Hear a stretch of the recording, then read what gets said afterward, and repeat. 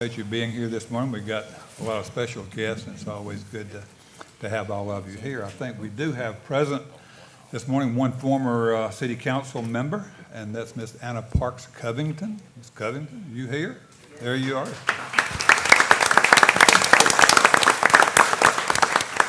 Welcome back to City Hall. Thank you, sir. And you're welcome to a chair up here that you can take it away from anybody up here. You can have it. Here, I get mine. But we do appreciate all of you being here. We'll call the April 4th, 2017 meeting of the Jackson City Council to order. And we'll ask Councilman Scott Conger to lead us in an invocation and pledge. If you would, please rise. Please pray with me. Most gracious Heavenly Father, we're so thankful for today and thankful for the opportunity to serve the city and serve the people. We're thankful for all the people that are here today, and it reminds us of all the great things and the many people that come together to make this city great. We ask that you give us the wisdom to serve this city in the best capacity that we can. Watch over us, protect us, and let us remember that in this season it is you who have forgiven us for all of our sins. In your name we pray. Amen. Amen. Pledge allegiance to the flag of the United States of America and to the republic for which it stands, one nation, under God, indivisible, with liberty and justice for all.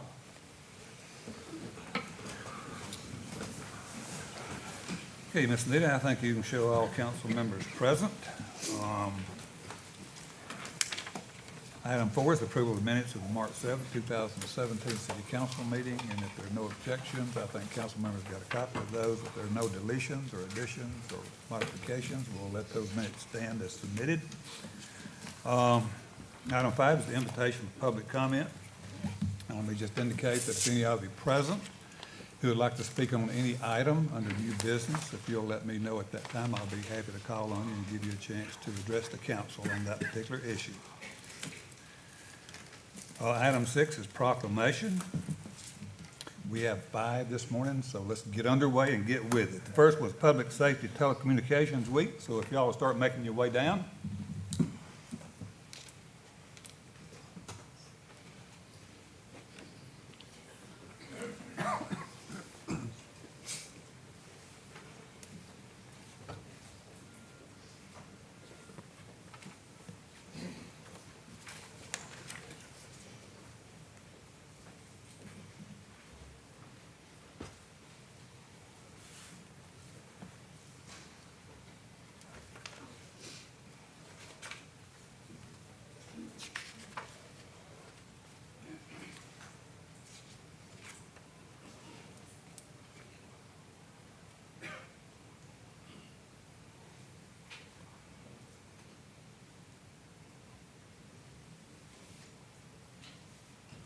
Microphones up here. I only need one.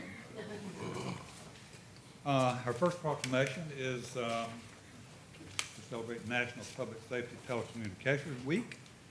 And we'll go ahead and present this. It's a proclamation whereas every day 911 public safety telecommunicators from the City of Jackson, Central Dispatch, Police and Fire, Madison County Sheriff's Office, Madison County Fire Department, Jackson MedLink, and the Tennessee Highway Patrol answer requests for emergency aid from the public and with professionalism and compassion. And whereas the efforts of these unseen first responders to answer calls for help, gather essential information, and ensure that appropriate assistance is provided and have saved innumerable lives. And whereas the work of these 911 public safety telecommunicators is invaluable and deserves public recognition and appreciation. And whereas in order to recognize the high-quality communication services provided by our 911 public safety telecommunicators, the United States Congress designated the third full week in April as National Public Safety Telecommunicators Week, and whereas Jackson and Madison County hereby honor and commend the 911 public safety telecommunicators for their professionalism, commitment, compassion, and steadfast purpose of their goals of protecting life and property. Now, therefore, I, Jerry Guest, Mayor of the City of Jackson, Tennessee, do hereby proclaim the week of April 9th to 15th, 2017 as the dedication of the National Public Safety Telecommunicators Week, and in witness whereof I hereto set my hand and cause the seal of the City of Jackson, Tennessee to be affixed this 4th day of April of 2017. We appreciate you all for what you do. I know it's a 24/7 job, and we do a very good job of it, and we appreciate what you do. Now come up here and accept this. I'll ask you if you want to comment to that. Come on, one of y'all. Come on.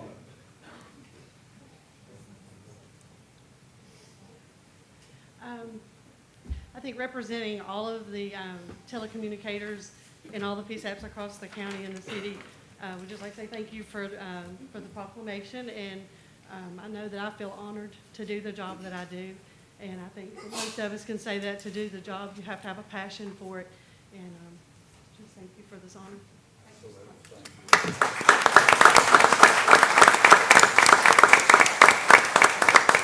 Certainly want to recognize Lenanda Jernigan, who is our head of our Central Dispatch here in Jackson. And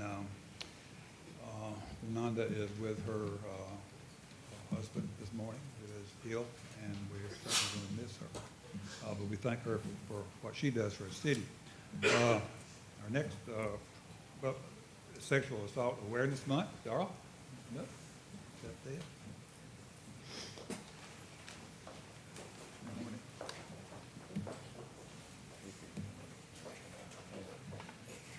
Okay, this is a proclamation, Sexual Assault Awareness Month. And whereas Sexual Assault Awareness Month is intended to draw attention to the fact that sexual violence is widespread and has public health implications for every community member of the city of Jackson and county of Madison. And whereas rape, sexual assault, and sexual harassment impact our communities as seen by statistics indicating that 1 in 5 women will have experienced sexual assault by the time they complete college, and that 235 West Tennessee victims of sexual assault were served by route from July 15th through February 2016. And whereas we must work together to educate our communities about what we can be done to prevent sexual assault and how to support survivors. And whereas staff and volunteers of Women's Resource and Rape Assistance Program encourage every person to speak out when witnessing acts of violence, however small. And whereas with leadership, dedication, and encouragement, we can be successful in reducing sexual violence in the city of Jackson, the county of Madison, through prevention education, increased awareness, and holding perpetrators who commit acts of violence responsible for their actions. And whereas the city of Jackson and the county of Madison strongly support the efforts of national, state, and local partners, and of every citizen to actively engage in conversations about what sexual violence is, how to prevent it, and how to help survivors connect with services. Now, therefore, we, Jerry Gist, Mayor of the City of Jackson, Tennessee, and Jimmy Harris, Mayor of Madison County, Tennessee, do hereby proclaim the month of April 2017 as Sexual Assault Awareness Month, and urge all citizens to join ROUT and all support service programs in the belief that all community members must be a part of the solution to end sexual violence. Darrell, if you'd come up and accept this, and we appreciate what you do, and especially our Safe Hope Center, and thank you for being a wonderful part of this. Thank you so much. I did not prepare a speech today. I just want to let the community know how grateful we are for your support. Without the support of the community, RAT would not be able to provide the services we provide to survivors of sexual assault and domestic violence in our community.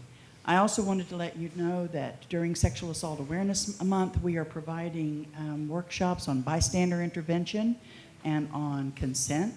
And if we can provide this for a group in your community, at your church, for youth groups, or at schools, please let us know. Please give me a call. Our number is 731-668-0411. We'd be happy to come and talk to youth about how they can intervene in safe ways to prevent bad things from happening. Thank you so much.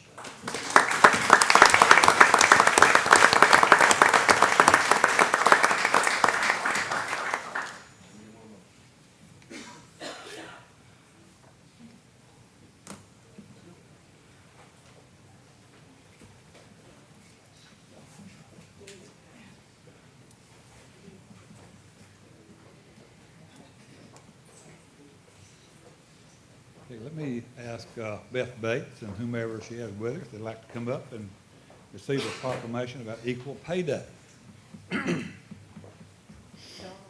Darrell is, okay, Darrell, you get two. You get a two for Dale. Okay, this is a proclamation whereas more than 50 years after the passage of the Equal Pay Act and Title VII of the Civil Rights Act, women and people of color continue to suffer the consequences of inequitable pay. And whereas according to statistics released in 2016 by the U.S. Census Bureau, year-round full-time working women in 2015 earn only 80% of the earnings of year-round full-time working men, indicating little change or progress in pay equity. And whereas higher education is not free from wage discrimination, according to a U.S. Department of Education analysis reporting that full-time female faculty members earn nearly 9% less than their male counterparts. And whereas over a working lifetime, the wage disparity cost the average American woman and her family $700,000 to $2 million in lost wages. And whereas fair pay equity policies can be implemented simply and without undue cost or hardship in both the public and private sectors. And whereas fair pay strengthens the security of families today and eases future retirement costs while enhancing the American economy. Now, therefore, we, Jerry Guest, Mayor of the City of Jackson, Tennessee, and Jimmy Harris, Mayor of Madison County, Tennessee, do hereby proclaim Tuesday, April 4th, 2017 as Equal Pay Day in Jackson, Madison County, Tennessee, and urge all citizens to recognize the full value of women's skills and contributions to the labor force, and further encourages businesses to ensure women are being paid fairly. Well, we appreciate y'all and your efforts on making the public aware of this. So let me present this to you. There. Okay, I will say something this time. Today is Equal Pay Day, and I want to make sure that everyone, really understands what that means. And as the executive director also of RAP and the current president of Jackson Area BPW, this is a very important subject to me and to the women that we serve. Women comprise 47% of Tennessee's workforce. Women are now contributors and or providers in a majority of Tennessee households. Yet women in Tennessee who work full-time typically only earn 81 cents for every dollar a man makes. Minority women experience greater gaps. Latina women, only 54 cents. African American women, only 64 cents. When President John F. Kennedy signed the original Equal Pay Act into law, women were paid 59 cents for every dollar paid to a man. After more than 50 years, we've managed to get this up to 81 cents to the dollar. Progress, but not enough. There is simply no reason why a woman should earn less than a man for the same job, the same background, the same education. We have so many women who stay with abusers because they can't make enough to support themselves and their children. They feel they have no choice. This is a critical issue, and I urge your support as we move forward with legislation in the years to come to reduce that, to eliminate the gender gap in our pay. Thank you so much.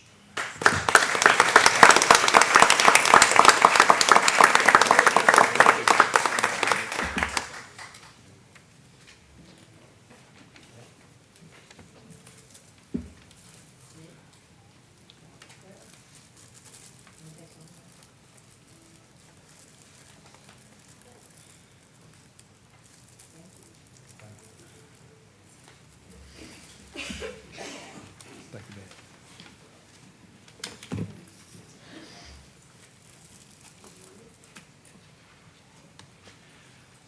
Okay, our next proclamation is celebrating Library Week, and we're going to ask Dinah Harris to come up and bring anyone with her that she would like to bring.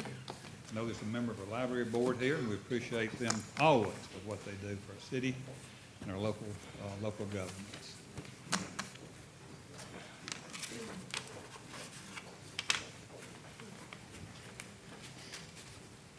Good to see you all this morning. Appreciate you being here. And we appreciate what you all do for our library and our people whom you serve. It's a proclamation, whereas libraries are not just about what we have for people, but what we do for and with people. And whereas libraries have long served as trusted and treasured institutions, and library workers and librarians fuel efforts to better their communities, campuses, and schools. And whereas librarians are organizers and information experts who for centuries have guided people to the best information resources. Librarians provide more than facts. They provide the expertise and services that add meaning to those facts. Whereas libraries and librarians are looking beyond their traditional roles and providing more opportunities for community engagement and delivering new services that connect closely with patrons' needs. Whereas libraries and librarians open a world of possibilities through innovative STEAM programming, placemakers, job-seeking resources, and the power of reading. And whereas libraries work to serve all community members, including people of color, immigrants, people with disabilities, and the most vulnerable in our communities, offering services and educational resources that transform communities, open minds, and promote inclusion and diversity. And whereas libraries, librarians, library workers, and supporters across America are celebrating National Library Week. Now, therefore, be it resolved that I, Jerry Gets, Mayor of the City of Jackson, Tennessee, proclaim National Library Week, April 9th to the 15th, 2017. And I encourage all residents to visit the library this week and explore what new at your library and engage with your librarian. Because of you and our experts in the library, libraries transform. Dan, it's an honor for me to present this to you and to the members of the board. Thank you all for your service. Well, first, I'd like to say thank you very much to City of Jackson for their support for the public library. Many cities don't get that support, and I appreciate it very much, y'all, and do not take it lightly. Thank you so much. The library is a very vibrant place. You might not have ever heard that word used for a library before, but libraries of today are not just repositories of old dusty books. We're very vibrant places, and I have a very passionate team of people who want to serve people, not just by providing information, but also empowering and enriching their lives through the use of technology, literacy, and community building. And next week, we're going to focus on technology and community building by opening a makerspace with a 3D printer and a green screen with video production and VR goggles and everything. So be sure and come by and see us and play with some of our new things. Thank you.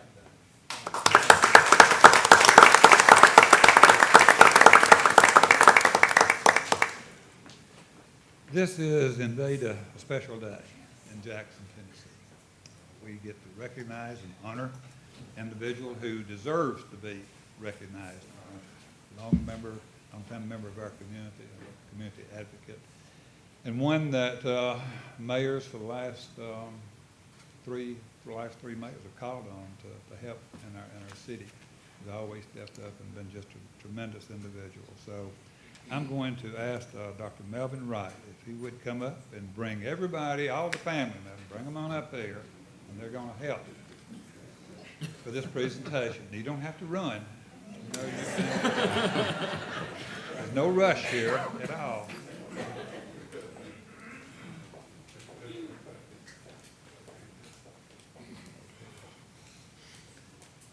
Thank you all so much for being here. Remember, this is a special day in our city, and we honor you, as I indicated earlier, because you're worthy of honor. It's a proclamation honoring Dr. Melvin Wright Day. Proclamation, whereas a special day is reserved for Dr. Melvin Wright, who has served Jackson, Madison County, Tennessee for 50 years as a physician, community leader, mentor, city council member, and educator. Whereas Dr. Wright is welcomed into the world by his parents, Mrs. Wilma M. Wright and Mr. Noah Wright in Covington, Tennessee, on December the 21st, 1936. Whereas his education was obtained from Tipton County School System, Tennessee State University, and Meharry Medical College School of Dentistry, where he received his Doctor of Dental Surgery degree in 1965. And whereas Captain Wright served in our country's military for 5 years with the U.S. Army Dental Corps, and whereas professional organizations in which he has enthusiastically participated as a member and leader of the National Dental Association, the Pan-Tennessee Dental Association, Tennessee Dental Association, and a fellow of the American College of Dentists. And whereas Dr. Wright sets the standards for community service by serving with distinction as president of Jackson Rotary Club, Goals for Jackson, Jackson Symphony Association, Tennessee State Board of Education, United Way, Board of Trustees of Western Mental Health Institute, and the Chamber of Commerce. He's received the Lane College Materials Award, Mason of the Year Award, Outstanding Service Award from TSU, and Outstanding Instructor of the Year Award from the Harry School of Dentistry. And whereas Melvin and Georgia Ann have enjoyed a long and loving relationship, their children, Melinda and Melvin Jr., their 6 grandchildren and 3 great-grandchildren have brought great joy and meaning to their lives. And now, therefore, we, Jerry Gist, Mayor of the City of Jackson, Tennessee, and Jimmy Harris, Mayor of Madison County, Tennessee, do hereby proclaim Tuesday, April the 4th, 2017, as Dr. Melvin Wright Day, and urge all citizens to recognize the many accomplishments and service to our community that this man has provided. Dr. Wright, it is an honor for me to present this to you on behalf of not only City Council, but the people of Jackson, Tennessee. An honor.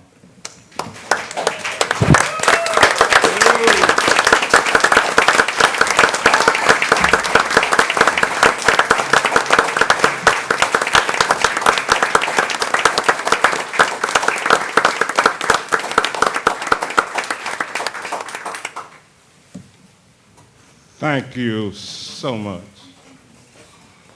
Mayor, it's an honor, and I'm very humble for you to present this to me. And speaking for Mayor Harris also, and whoever is responsible for this, I said thank you, and my wife said too.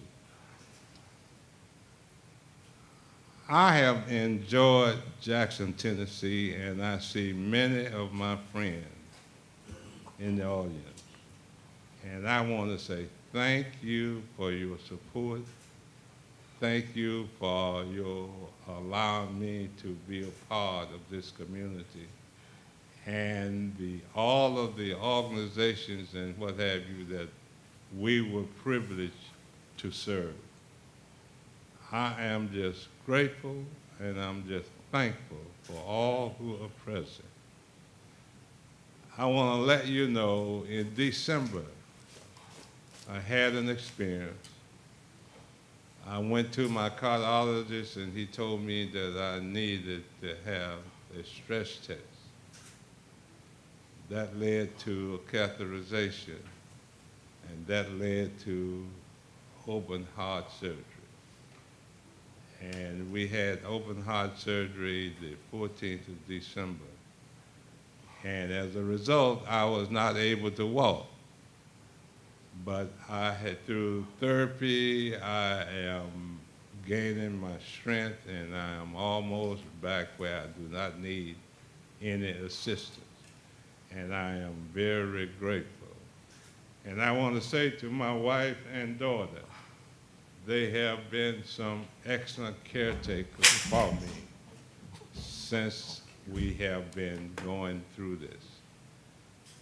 And I want to say again, Mayor, you are a friend.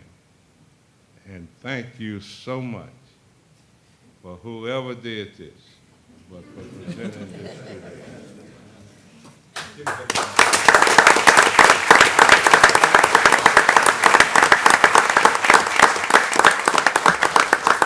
Okay, we're going to get a picture. Some of you all have a camera. Come on up there. Let's get a picture of this.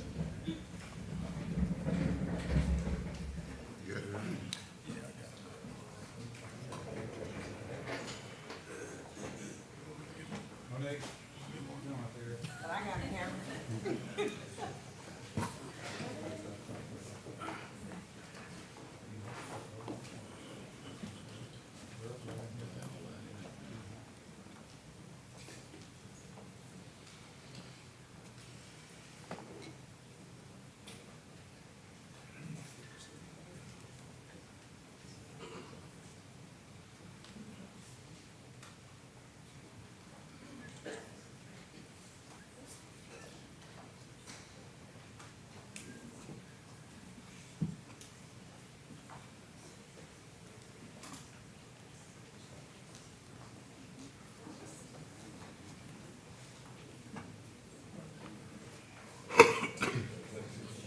Got one more Lane College.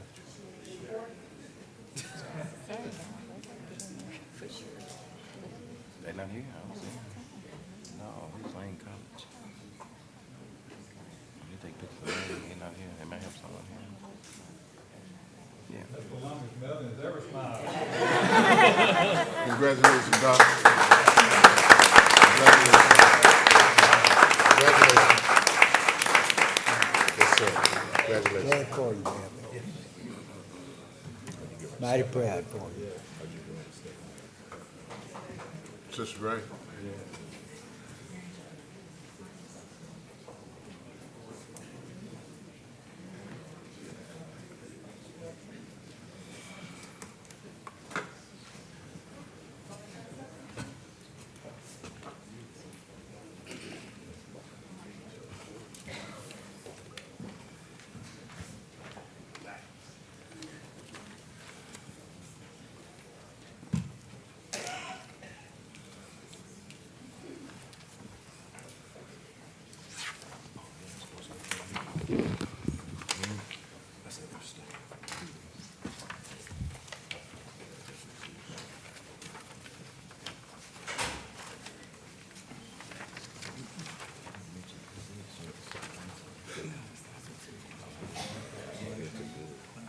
You're in the right group, aren't you?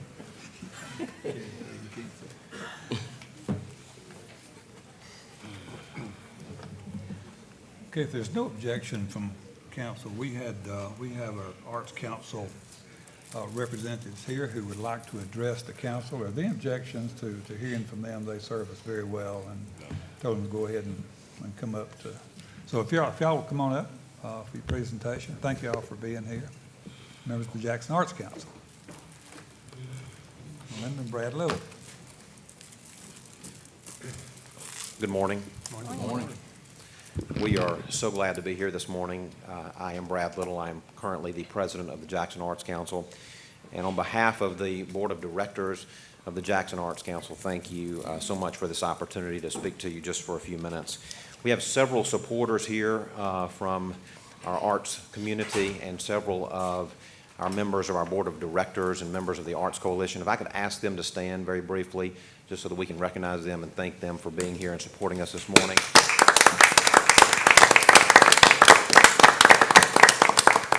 Thank all of you for being here with us this morning. We are very appreciative of this opportunity to express our gratitude and to say thank you to each and every one of you for your support for the Jackson Arts Council. It is such a collaborative partnership with the City of Jackson, and of course with Madison County, and so we're so thankful for that relationship. There's no doubt that we could not survive and promote the arts without your support, so thank you so much. It's grant season for the Arts Council, and our Executive Director, Ms. Melinda Hearn, is here with me this morning. She's going to share a brief highlight on how your support has impacted the arts by way of the grants in our community. Melinda? Good morning. This year we are excited to be celebrating our 50th anniversary. The Arts Council was chartered by the state of Tennessee back in 1967. And we have worked to really highlight that the arts are an important policy asset in our community. It's a prosperity generator. The arts really provide an inherent value for our community, as well as a distinctive blend of benefits, including economic drivers, educational assets, health and wellness, civic catalyst, and cultural legacies. For more than a decade, we've had the privilege of re-granting funds here in West Tennessee to elevate our community. The first grant program is called the ABC Grant Program, and that's re-granting state funds, and that has greatly impacted our community. More specifically, the JACK Grant is funds from the city and the county. So in 2016, last year we had 5 recipients receiving over $12,000, $12,450 exactly, through your assistance and support. The Arts Council contracts with nonprofit organizations for really top quality art projects, including Starlight Symphony, Art for Youth, which is the Star Center program with Youthtown, CMAC, which is an art program at the Dream Center. Jackson Theater Guild puts on 2 productions with your assistance, as well as Valley Arts that has the longest running performance of the Nutcracker within our state of Tennessee. So it is a competitive art grant program. The need is always at least twice as much as that money that we have on the table, but they really are great stewards of the dollar, and we do appreciate your support in that capacity.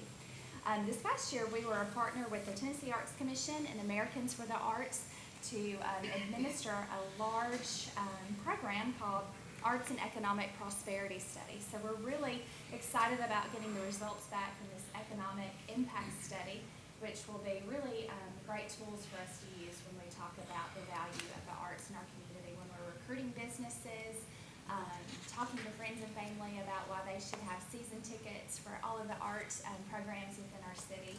And when we talk to you guys next year, we can share those facts with you. So again, thank you from the bottom of our hearts, and on behalf of the art groups here represented and our board of directors, you have truly made a difference. Thank you. Okay, thank you. Any questions or comments from council? I just want to say that I love being your liaison from the city We council. love having you as our liaison. You have greatly enriched my life and my family's life and my grandchildren's lives. It's amazing when I've been to other cities, some larger, some smaller, and the level of the professionalism of your productions is really something. I appreciate it. We'll be sure to share that with our groups. We appreciate that. Great, thank you, Melinda. Brad, thank you all for being here. Thank you, board members, for being here.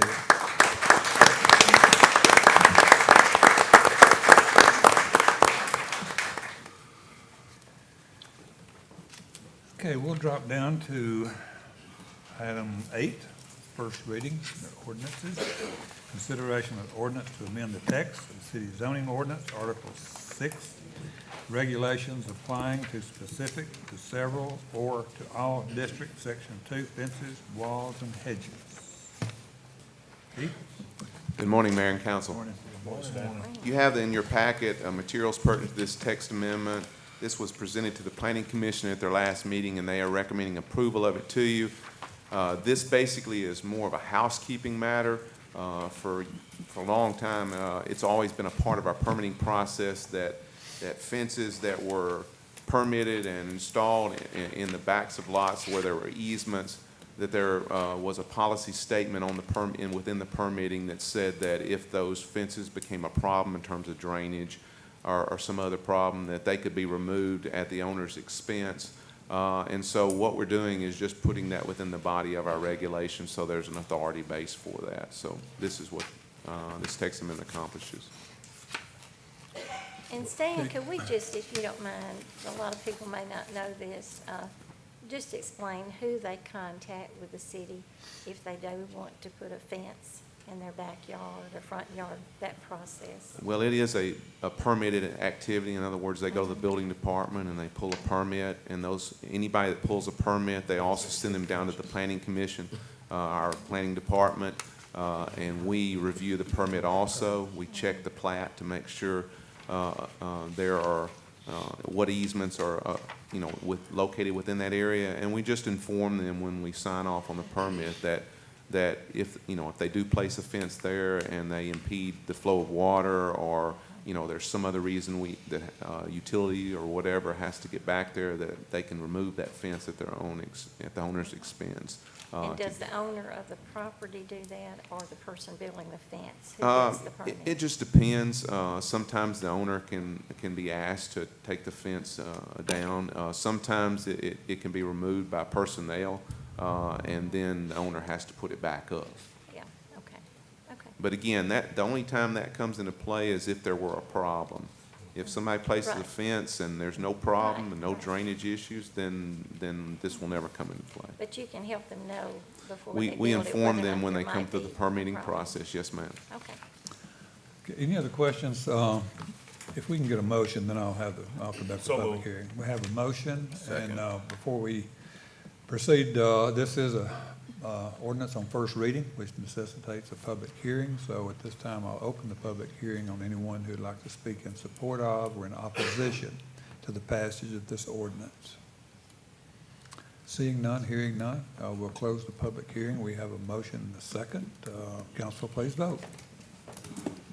And the vote is unanimous. Thank you, Mayor and Council. Thank you, Stan.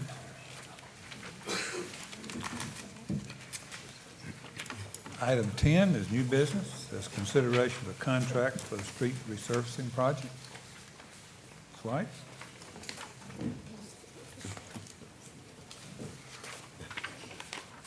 Bids were received on our street resurfacing project from Delta and Ford, and the lowest bid was from Delta Contracting, and we would ask that you approve a contract to Delta Contracting as the lowest and best bid, and it's based upon unit pricing.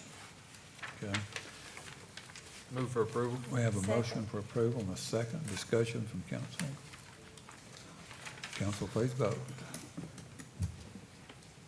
And the vote is unanimous. Thank you. Mr. Chairman, Yes. we ask that, we have approved that contract, but we ask that we know the name of the streets that are being resurfaced in what district.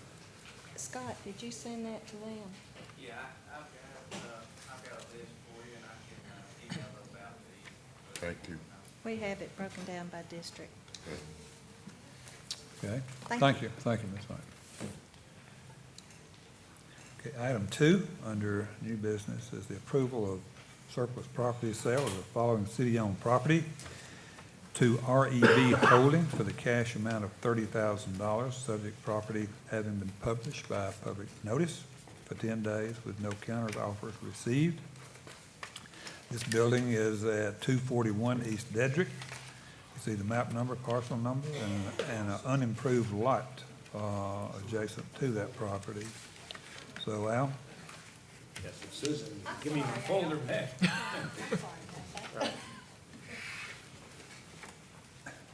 And I have to ask for the council to bear with me in using my apparatus.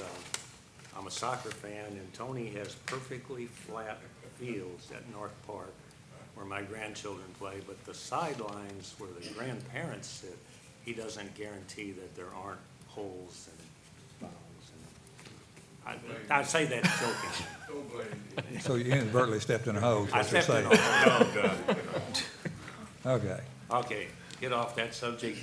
And what we're looking at here is, as the mayor described, and I apologize for not having it on the agenda the other night at the pre-agenda meeting, but I forgot about it. But this notice Anita put out in the paper almost a month ago, and they're given the public is given the opportunity to come back and make an offer within 10 days with the 10% or more in excess of the current offer. And having received none, we're asking for your approval here. This is the old JTA building, I guess we could call it, on Dedrick. It's this portion here plus an unimproved lot touching over behind John C. Sporting Goods and touching on Royal Street. And, Jerry Spohr is the attorney who's worked up the agreement. Any legal questions or anything, I think Jerry could answer those. We are glad to be selling this because there are about 5 buried containers, I guess you'd call them, from JTA's previous use where they had diesel fuel, and we are getting rid of a liability, quite frankly. You know, the council members has been by that stretch on North Royal. You'll see a lot of renovation, a lot of construction going on, reconstruction, and it's beginning to take shape. And several of the property owners along there have spent a considerable amount of money in dressing their buildings up and dressing up that part of North Royal. So this will be simply a part of that ongoing process. Move to approve the surplus sale. Second. We have a motion and a second. Any discussion from council? Yes. The Question. proceeds from the sale will be directed where? It goes directly into the general fund, and our fund balance is not anything specifically oriented.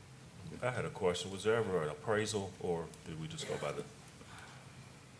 There is an appraisal on record, which I quite frankly don't understand, but it's $260,000 is if you go on real estate assessment data. And when was that online. appraisal done? Don't really see a date on here. 2014 would have been the last assessor's appraisal, yes. Thank you. But I think it would be a hard sell to get that kind of money and the liability that the person buying it would assume with those tanks. Well, we offered it for sale, and we didn't have a lot of takers, No, other than nobody. the one who made the offer, so, okay, we have a motion and a second, right? Sir. Okay, any other additional discussion? Council, please vote. And the vote is unanimous. Item 3, under new business, budget amendments. Yes, I'm subbing Mayor for Karen today. And I went through this with the council members who were present at the pre-agenda meeting. The main thing, and I'll reiterate to consider, is that none of this is reducing our fund balance in the general fund. These are all transfers of monies that are either available from insurance recovery, where the police department has allowed some of the funds to be used in other means and used on their own, which Barry is here, he can attest to those. This is one where we're taking insurance recovery money, and because of the need, especially with Anita and in planning, to be able to use the Laserfish to go back and reference documents back in the 70s, 80s, whenever it's required. And to answer Randy, it is charged to city council. It could be charged and split up, but I think Anita was the one who brought it to our attention. We had actually lost our license, right, Stan? And she needs it more so than anybody else. Okay, is there a motion for approval on this? Move for particular budget? approval. We have a Second. motion and a second. Discussion from council. But the chief feels, I believe he said the other night, that even though some of this has been taken maybe from police drug fund or whatever, there's still enough there to properly carry out. Yeah, that this is program. not coming from the drug fund, the But- next but ones that's are, some- but there's this is another coming item. from insurance, about $280,000 Right, that's the that he recovery, got. that's Right. right. But the next thing coming up, I'm Yes. sorry, is from the drug fund. Right. Right, you're right. The next one, We got to vote on that. We Yeah, got we to have vote to on this vote. one first. And vote it. Okay, we have a Yeah, motion voted. and a second to approve that amendment. Council, please vote. And the vote is unanimous.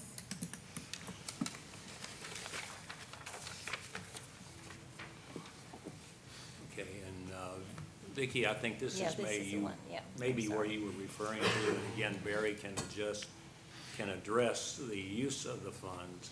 It is not taking anything out of the general fund. In other words, the police, in a sense, are paying for this themselves out of the drug fund. And it's for pistols and shotguns for the new hires. And I think Barry could answer any of your questions there. Move the approval. Okay, I have a motion for approval. Is there a Second. Discussion from council. Council, please vote. And the vote is unanimous. This is another one that's coming out, it's a transfer. It's not affecting the general fund balance, and it's for $18,000 to be used in the painting of the helicopter. Chief Weiser went into detail as far as why we needed to do that.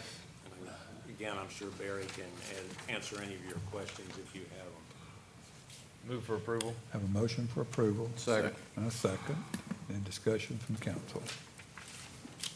Council, please vote. And the vote is unanimous. And the last one, again, is using the majority of that insurance recovery, that 280-some thousand, to be transferred to the capital fund to be used in the purchase of additional replacement police vehicles, which I believe Chief Weiser said we need to keep in mind that a fully equipped vehicle with all the technologies and radio equipment, et cetera, actually costs us about $41,000, so it's not as many cars as you might think that are going to be replaced. So moved. Have a motion. Second. And a second. Discussion from council. Council, please vote. And the vote is unanimous. Is that it? That's all. That's Okay. all. Okay, our final item on new business is approval of invoices over $10,000. So moved. Second. Motion, second. Discussion from council. Council, please vote. And the vote is unanimous. There being no further business, meeting is adjourned.